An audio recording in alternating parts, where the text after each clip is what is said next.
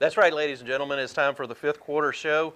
It's Lee Jaynes and my good buddy Josh Godfrey, and we're ready to talk about a lot of sports that has gone on this past week, and we got a lot of special guests joining us tonight. Yeah, we got a big crowd tonight. So first thing we're going to do is we're going to go over here to Coach Hunter and let him introduce these young men that are here with us tonight.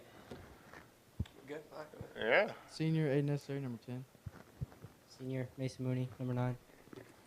Junior, Austin Mooney, number 5. Junior, Charles Pimmets, number 71. Junior, John Aguilar. All right, so we're going to go over some game stats from the Slato game with these young men. Aiden Necessary, we're going to start with him. He had 5 total tackles and an interception. Again, one of the big plays that we were talking about during the game was the timing of the interception that kind of killed the Slato's offense. We've also got Mason Mooney. He had 10 total tackles. He also had an interception. Next, we got Lawson Mooney. He had led the team with 17 tackles. Also had an interception. Next, we're going to have Charles Kimmets. And Charles is here tonight. Guys, Charles had 2 tackles, right? 1 solo and 1 assisted tackle.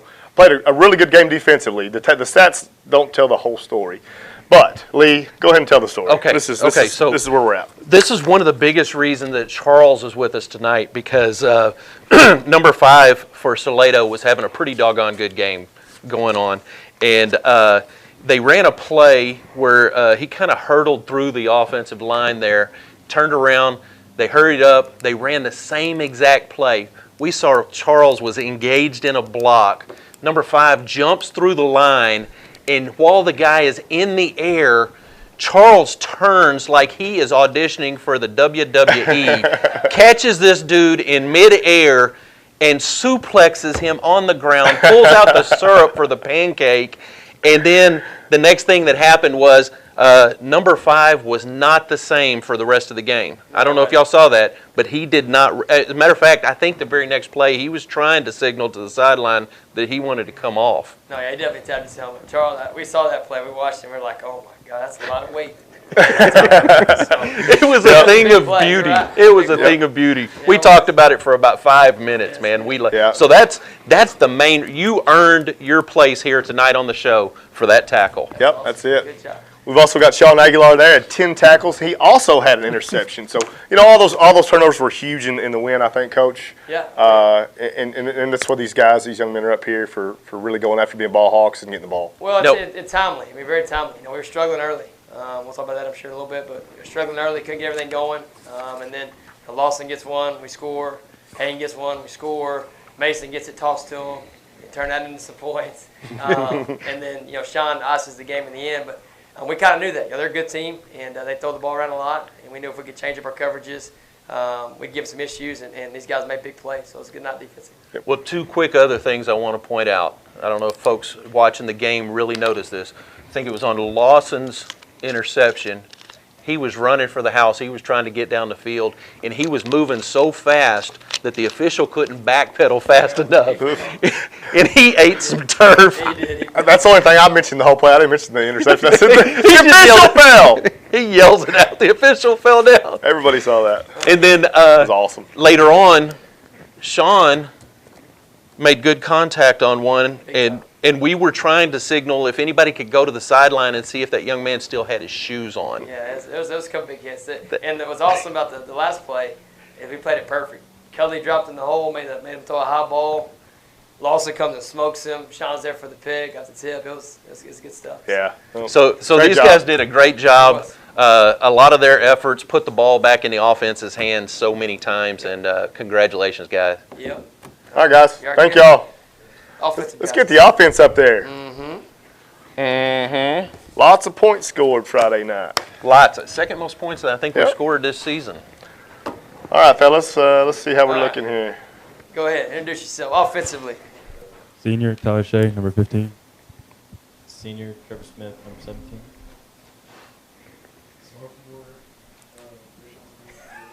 Look at the camera, fellas. Look at the camera. Senior, Jacob Newkirk, number 2. All right, so we're going to start with Tyler Shea here. Friday night against Slato, Tyler had 7 receptions for 91 yards, 2 touchdowns, and 1 extra point. Big game. Glad to see you getting some of them deep passes across the middle and making something happen. Next, we got Trevor Smith. 9 receptions for 158 yards and 3 touchdowns. So Big plays all night, Trevor. Man, just fun to watch. Actually just exceptional catches that he With made. some great coverage. Yeah, we kept talking about the Slato coverage, how good the coverage was. And Jacob doing a really good job putting the ball in a good place, and our receivers, being there and making big catches. So, huge. We got Rayshawn Smith. He had 24 rushes for 129 yards, 1 touchdown, and 1 extra point. So, a big game running the football. Now we're going to get to Mr. Newkirk here. Jacob Friday night was 19 for 27 for 308 yards. And, folks, he had 6 touchdown passes. 6 touchdowns. 6 touchdowns and 1 2-point conversion. So, Nice. Offensively, these guys, it took a little bit to get going, but we knew once we go, and that's kind of what we talk about every week. We have a lot of really good skill players. Yeah. And there's some guys that aren't here right now, but these are some of the main ones. And if we can just get the ball in their hands, they can make things happen. And you saw that for sure on Friday. They were. Slato's not a bad defensive team. No. They're probably one of the best defensive teams we played. And we were able to throw a catch and make some big plays. Jacobs put the ball in the money. These guys made some big-time catches. And Rayshawn turned some big runs out of not a whole lot. They were doing a good job blowing the box. They're probably the best D-line we played all year. And so they're making everything kind of bounce. There weren't a lot of holes. And Rayshawn turned a lot of nothing there into something, especially late when we needed to sustain drives. Offensively, it was a big night. I'm still double-checking, but he may have set a school record with 6 touchdowns. We can't find there's no stats for touchdowns in the game. So before I officially go on the record and say that, I'm still doing some research, but I'm pretty sure he did. I haven't seen it in a long time. I don't know that I've ever seen that. It's a good night. Yeah. And when everybody's just able to say, hey, you're one-on-one, throw it to our dude because our dude's better than their dude, that's a good feeling. And these guys are a big reason for that. Each and every one of those guys can shake hands with each other and say thank you. Thank you back and forth. Thank you. Well, I had a friend in Toledo who's sitting on the Toledo side the whole game was texting me about these guys and how they were playing. So they saw it over there too. They were impressed. Oh, yeah. So, they've come a long way, still got a long way to go. Still got a big week this week. Jacob on the season, he's attempted 220 passes, completed 134. He's got 1,699 yards on the season and had 19 touchdowns total to this point. So that's a pretty good start to the season there, Jacob. Finish strong. Just another day at the office. That's it. Just trying not to smile. You can smile, man. It's okay, bro. okay. You earned it. It's okay. All right, we're going to let those guys go, and Hey, while thanks, guys. Coach We'll see you Hunter on works Friday. his way back over here, we're going to go to some other special guests that we have here tonight. We have the varsity volleyball team ladies joining us, and last night they just clinched another playoff, 20th. 20th. Playoff berth. So we're going to let these young ladies introduce themselves. 20th. Hi, I'm Lola Barron, and I'm a senior. Harley Barron, and I'm a senior. Haley Haywood, and I'm a senior. Laura Trejo, and I'm a junior. Barrett Boyd, and I'm a junior. Tamaya Miller, and I'm a sophomore. Rachel Garrett, and I'm a senior. Emma Pollard, I'm a freshman. All right, pass the mic down there to Coach, and congratulations on y'all's win last night, and congratulations on 20 in a row. So that means, you know what that means. It means that the Hornet volleyball team has been going to the playoffs before any of y'all were ever born. All of y'all. That's crazy. That's pretty crazy to think about, What a isn't it? stat, huh? Yep. So, Coach, how are things looking? We got two matchups left, Salado and La Vega. We were talking about a little bit earlier. What do you expect out of those two matchups? So they're both going to be competitive teams. Salato's first right now in district, but they're definitely beatable. If we come out and play and do what we can, then it's going to be a fun game to watch. But they are going to be competitive. We're going to have to come out and go finish strong. That means every one of y'all have got to step up for that one, right? And then you're going to finish up at home against La Vega Tuesday night, and we'll be there for that one. And what else is going on Tuesday night? Tuesday, it's senior night and parent night. Senior So and parent Oh, night. good. recognize a few girls who have been here for a long time. All right. Well, we just wanted to bring you young ladies out and recognize y'all tonight because it's pretty awesome what y'all have kept going and the legacy that continues to grow with the volleyball team. It's crazy.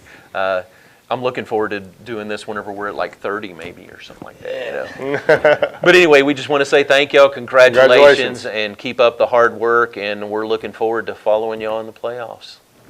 All right. All right, Coach, it's time for the news section. I'll let you go ahead and show what you got right there for the folks at home. Okay, so we beat Salado this week, 49-35 on the road. Our high schools now, we're now 62 overall. We host Madisonville Friday night here on our second district game, 7 p.m. kickoff. Madisonville's 4-3 overall. They are 1-0 in district. They beat Robinson Friday night pretty handily. But that game, that score does not dictate that game. I'll talk about that in a little bit. And then wrestling. Official workout started on Monday. It makes its season debut November 9th at Colleen Shoemaker.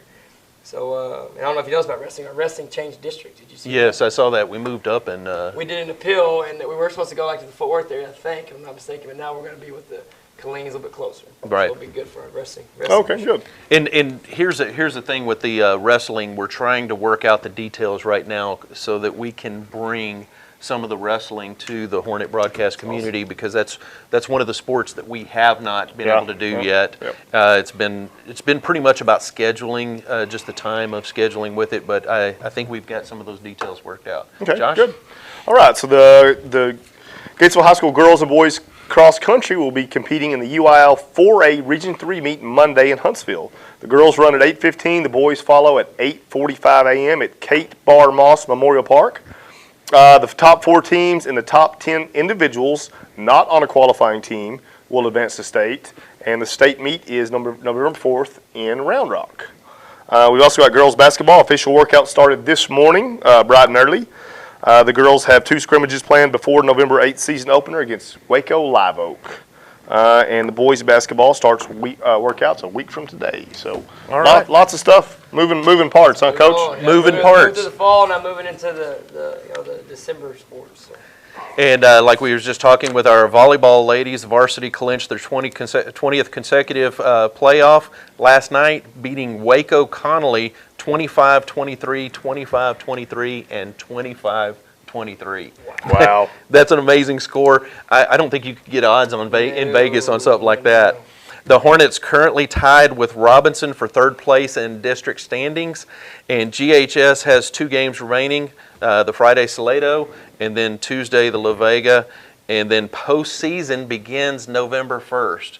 So as soon as we know the information of who Gatesville will be facing, when and where, we'll be tagging along and going right after that.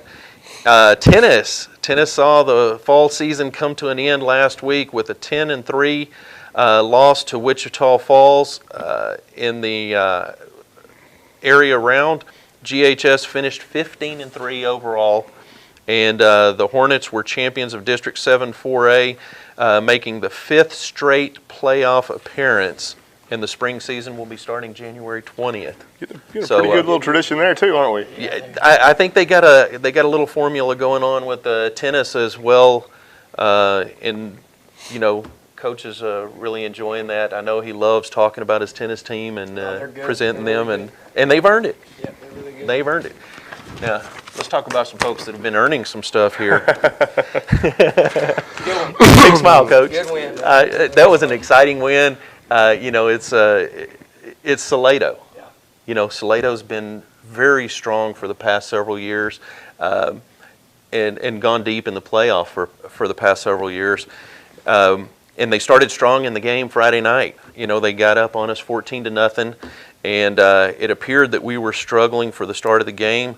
Were they doing anything that we didn't expect, or what caused the start of the game to be the way it was, you think? Well, defensively it's hard because, the offense they run and the quarterback they have with the arm he has, it's hard to replicate that. So kind of like I talk about every week, it takes you a little bit, especially when you're playing really good teams, to get your feet wet and get comfortable. Mm-hmm. And I think that's what our defense did early is we got them some 3rd and longs, and they were able to complete some great back shoulder fade balls, and some deep stop routes that are really hard to cover. Yeah. And they put those balls in the money. And sometimes you got to give them credit and say, man, they're executing their offense. And so defensively, I think it was just us kind of getting adjusted. We knew we kind of had to weather the storm. We were a little bit disappointed how they run the ball on us early. We thought we were fitting things well. A little bit late on some things. And number 5 was big. He's a good, strong runner. He runs hard. Yes. Yeah. We ran to do some arms, and so I think it took us a little bit of time. It's okay. We have to get them low. And then offensively, it's they came out exactly like we thought they were, but it's just we just weren't executing and doing the things we needed to do to move the ball. And so we're a big RPO team. Before the snap, Jacob's got to look, and there's a lot on his plate. And reading the defense and knowing, okay, we can't block him in our run scheme, so we're going to throw off him. Well, a couple of the times we hand the ball off should have been thrown. And when we started reading that and throwing them, that's when we started scoring. Yeah. And so it just took us a little bit of time. It's like I said, that defense is really good. 81 on that D-line is a stud. He's a good player, and we knew that. And it just took us a little bit of time to get comfortable, and I think once we did get comfortable, we started rolling. So. Hold on, time out for a second. We lost our signal.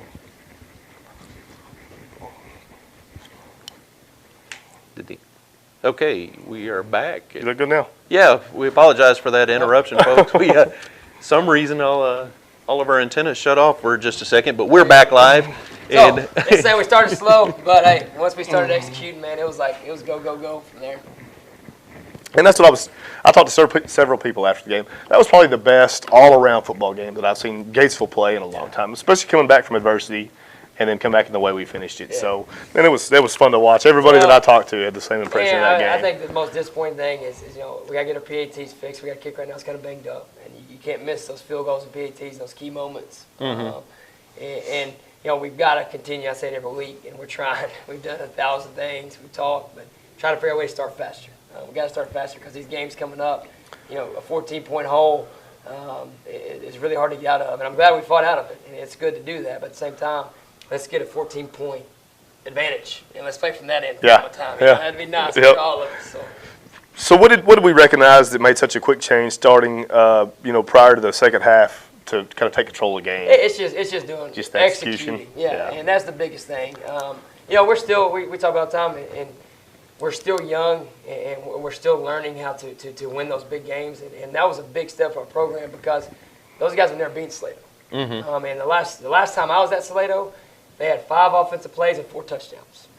And so that was our last time we had been there and played, and that was 2 years ago. And last year they came over here and it was scored the first play of the game and kind of did their way. And so our kids, that mentality of playing an opponent that's beat you, I think we really did. It was a big step for us to come out and say, okay, if we just do what we can do and just get the ball in our guys' hands, fit things right, all year we've kind of been a bend but don't break defense. We'll give up some plays, they'll drive, and then we'll find a way to get off the field. And that's kind of what we do. Just keep doing that and make them drive. Don't give the big play, and things will go our way. And they did. And I'm proud of our kids, proud of our coaches. Nobody really panicked, and everybody's kind of, hey, here we are, and let's go. And we got to turn it on, and we did. And end up coming back and scoring 49 points. So. I think one of the nice things about it is typically whenever a team goes up on you like that and stuff, it's usually halftime before you get to make those adjustments. Yeah. You get in the locker room and you talk it over and everything. But it was exciting to see that those adjustments were made before we even went to the locker room. Well, and I've told you this before, and I'll say it again. Number 5, when one thing we missed the last couple of years, I feel like, is when things start going like that. Your dudes, your playmakers, got to make plays to shift the momentum. And I've talked about that all year to our guys and our captains. It's like when the ball is rolling downhill, somebody's got to stop it. And then now we can all put our hand on there and start trying to push the rock up the hill. And Lawson's pick did that. I mean, it did. It set the tone.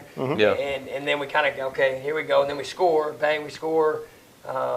And then Aiden gets one, and it's like, okay, here we go, and then we start. I was going to say, it was like the whole defense was Before halftime, drawing you didn't- straws. you thought- It's your turn to go get an That's great. interception. I gave my dad a score update with a minute and 20 seconds left in the ball game at halftime, and I had to text him again twice more and tell him different updates. So No, it was big. And we know, I'm telling you, but both of our outside receivers, they are dynamic. Yeah. Both of them are. Yes, they are. And they're both getting comfortable, too. Trevor Smith right now, you can't cover him, and Tyler is getting more comfortable catching the ball. And Jacob, when he throws the ball to him, they're really hard to cover. And Yeah. so you put 11 and 34 in the backfield with our O-line and those guys out there, you got a chance. And we ain't talking about Kyle Schaefer, who just makes play after play after play. yeah, So, every time he gets it, he sure. does. I'll tell you one thing that he did in his presence of mind of knowing what's going on the field. When he scored his touchdown Friday night, he kind of ran a little loop through the end zone, and as he was curving around, he looked up and saw the camera and kind of. Good for him. I was like, how did he know that the camera was there? Because They're always it's cameras and stuff. They love that stuff. all right, Coach. With 2 games left, do you feel that the offense and defense are now in a good sync, or do you feel that one of them is feeding more off of the other? No, I think early we were, predominantly a defensive team. But right now it's just us executing, doing what we need to do. It's us versus us, and that's kind of what we talk about all the time. Is us versus us in practice, because right now it's hard to practice. We've been going 8 straight weeks. It's a grind. Everybody kind of sees a lot at the end of the tunnel. You had a big win, so you're emotionally, and we've had some emotional highs, and those are hard to continue to come off. Keep coming off those emotional highs. Had a big emotional low with Aiden's injury, which has a big impact on our team and those guys. So I wouldn't say anybody's feeding off anybody. I think it's just constantly us versus us, and doing our job, staying focused, staying locked in, and playing for each other. Whatever happens for now, whether we're playing really well on offense and not playing well on defense, or playing really well on defense, not playing on offense, whatever. Hopefully playing well on both, but find a way to get one more point than they do. And that's all that matters. It don't matter who's playing well, who's not. Find a way to walk off the field one more point than they do. Let's make corrections and move on to the next one. And that's kind of the mindset right now.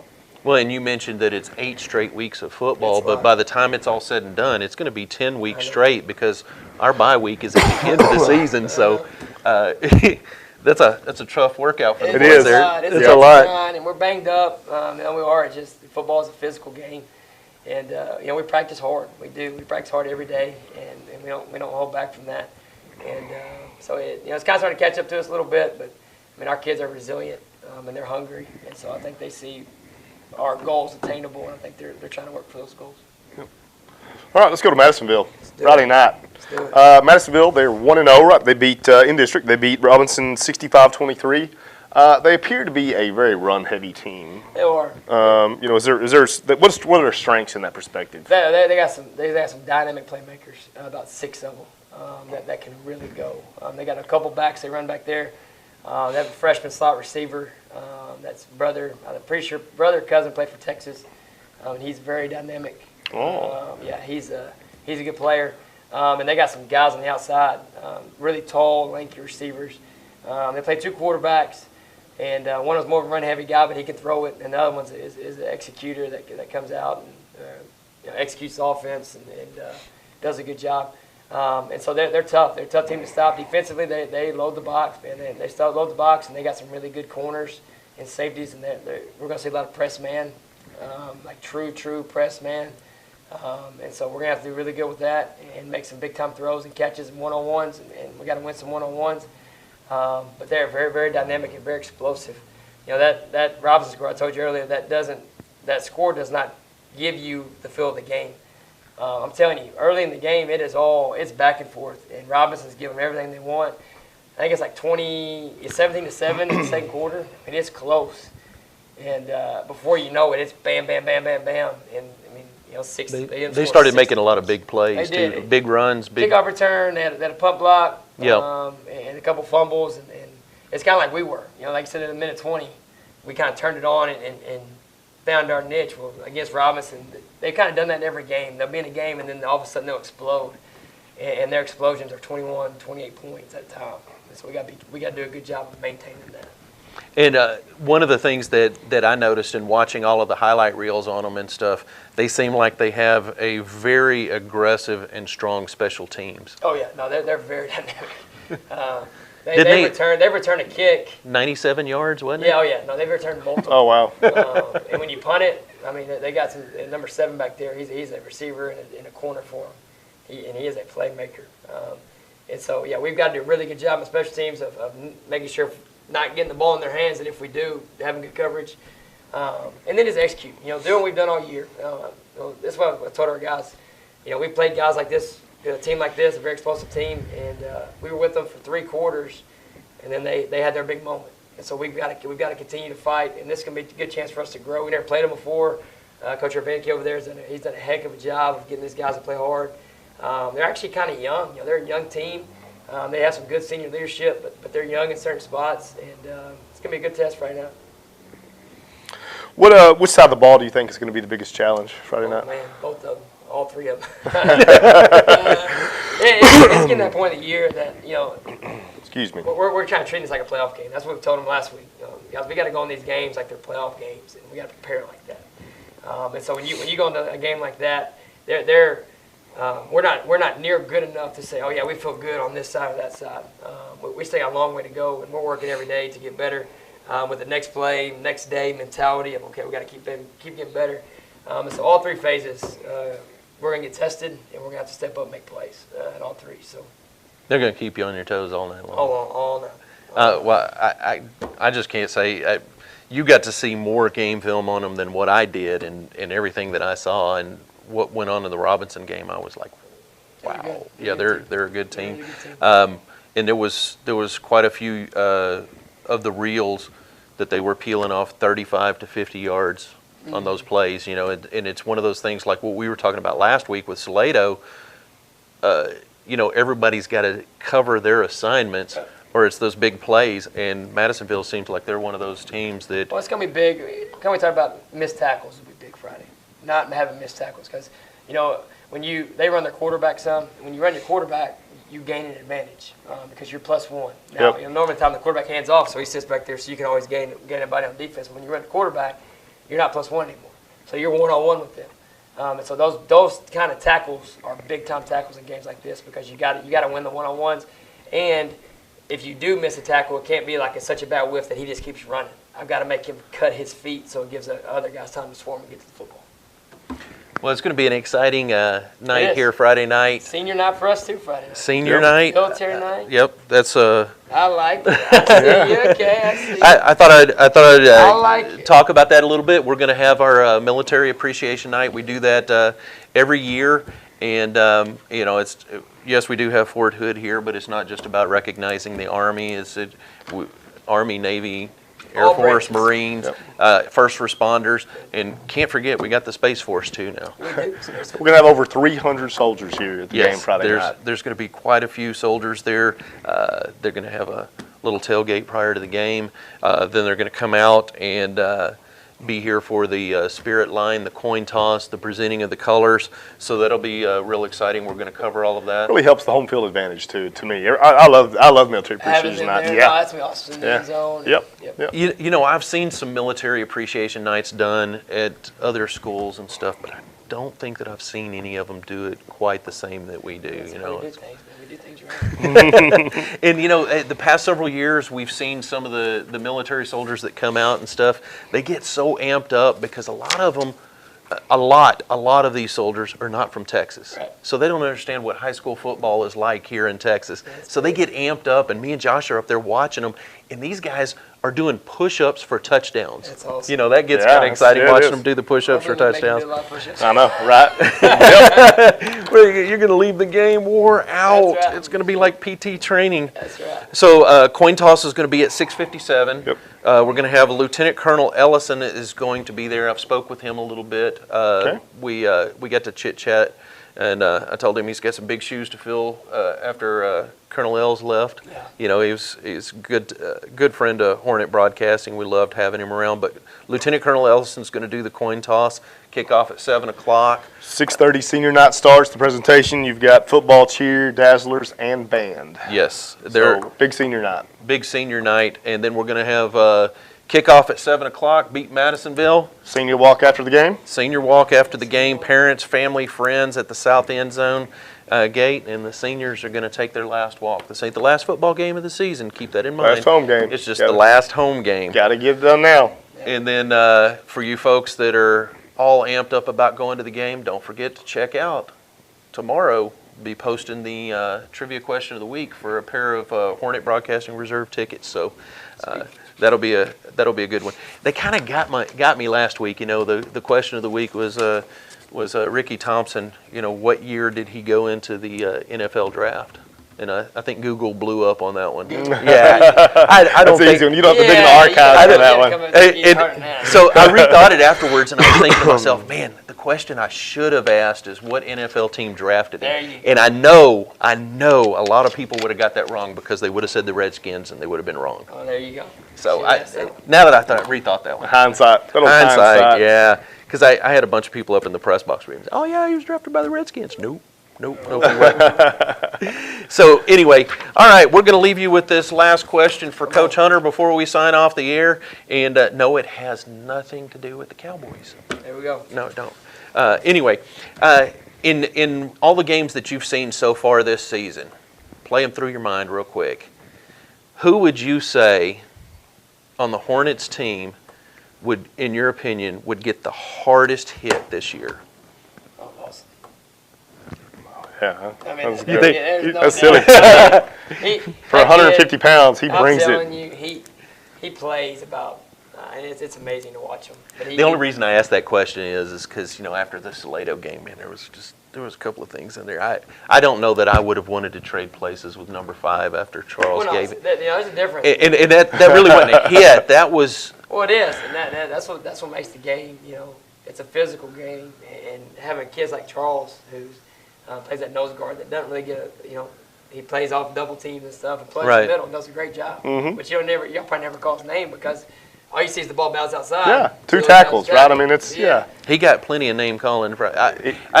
Not trying to be anywhere near negative or anything, but there were sumo wrestlers that saw that and was going, dang! Yeah, that was awesome. That was just that was one of my favorite hits of the game. That one, and then Sean Aguilar. Sean had a good one. That was a really good one. And all those guys, they really tackle well. We've actually tackled very well in the secondary all year long. Aiden has had not some big hits, but he had some big time open field tackles. Yeah, oh yeah. And those are hard. But if you're talking about like the one hit that you're going to take, now I will say this: Ashton Cully, we have a new little pop-up tackling done when we hit, and you can actually hit it and drive it, and you get to turn it over like a tackle. Mm-hmm. And those guys early in the year, we've kind of cut back from it now, just kind of cut practice back. But early in the year, Ashton and those guys, they Ashton comes in hard. I mean, Yeah, they he does. He had that chance this year to really. He got somebody early in the year on a good one. I forgot who it was. But if I say one kid and one hit, it's It had to have been the hit. What game was it? Was that a Glen Rose game? Godly. Godly. That's what it was. It was the Godly game. Yeah. Well, it was just interesting. I wanted to see your perspective on it. I mean, there's some of them that we see. And I'll tell you another one that flies under the radar. And here's why I think he flies under the radar is Teely Alvarado. Oh, yeah. I think he gets a lot of really hard hits on people, but because of typically where he's at, there's so many people that pile in so fast that you don't really get the full effect of how he just what Teely has laid somebody out. Is most of the time he has somebody grabbing him. Like you see Lawson's because Lawson's in open field, but Teely's getting blocked by a center or guard. He's trying to spill the guard, so he's actually has hands on. So when his hits happen, like it was the first play against somebody, Mejia. That was all Teely. Teely spilled the guard, smoked the back, and then we all swarmed. But Teely was the initial hit that stopped his momentum and dropped it backwards. So you're right. Yeah, he's usually the one getting out from under the pile, and me and Josh are waiting, going, okay, give me the number, give me the number, give me the number. And it's Teely. But anyway, you got a great group of guys, Coach, and we're looking forward to these last 2 games. Friday night here in Gatesville, the lights are a little bit brighter, and that's been a wrap, guys. All right. From me and Josh and Coach here, we're going to say good night and God Thanks, bless. Coach.